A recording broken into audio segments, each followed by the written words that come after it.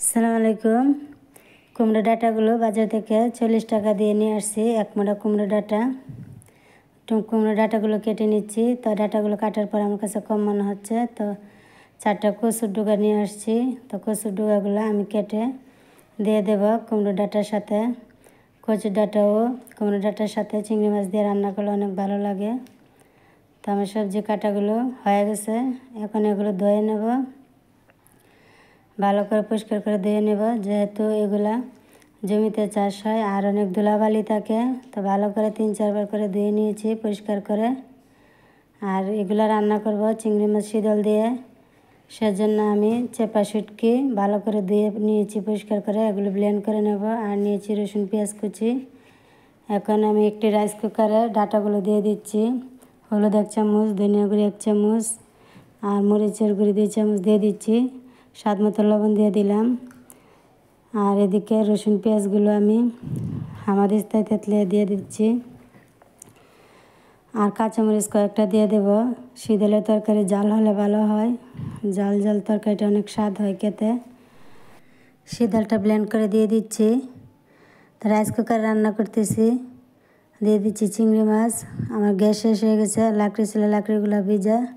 ভাত রান্না করে এখন তরকারিটা রান্না করে নিচ্ছি, কিছু করার নেই।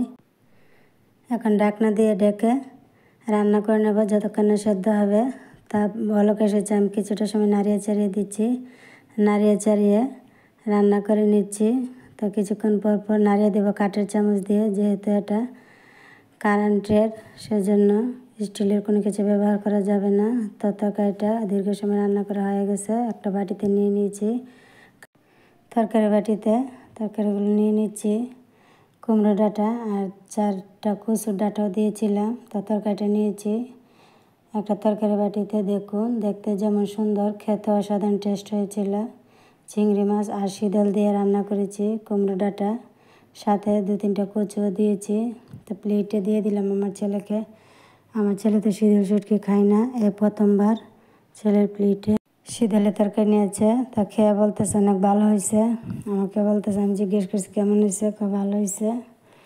আচ্ছা, ভালো হইলে খাও, অনেক ভালো হয়েছে তরকারিটা, আসলে অনেক টেস্ট হয়েছে খেতে। যে কচুর ডাঁটা আর কুমড়ো ডাঁটা দিয়েছি, তো 2টা সবজি একসাথে মিক্স করে রান্না করেছি চিংড়ি মাছ আর শীতল দিয়ে। খুবই ভালো হয়েছে খেতে, যদিও জাল জাল হয়েছে তরকারিটা, তারপর অসাধারণ টেস্ট হয়েছে।